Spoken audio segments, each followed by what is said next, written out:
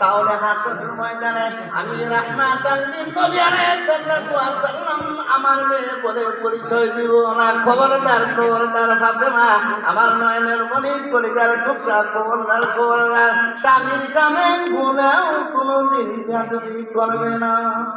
ওটা বলতে তারপরে বলতেছে মা আরেকটা কথা, আরেকটা কথা কি মা, তুমি শোনো, মুসিবতে যদি পড়ে যাও, বড় মুসিবতে তুমি পড়ে যাও, মানুষের কাছে যায় না, জান্নাতের কাছে যায় না, মুমিনের কাছে যায় না, এমপির কাছে যায় না। ওরা বলে নাই নাকি সূরা ফাতিহার মধ্যে আছে ইয়াকা না'বুদু ওয়া ইয়াকা নাস্তাঈন। আমি তার গোলামের কাছে, মনিবের কাছে কোথায়? মনিব যদি অন্য কারো কাছে যাই তাহলে মনিব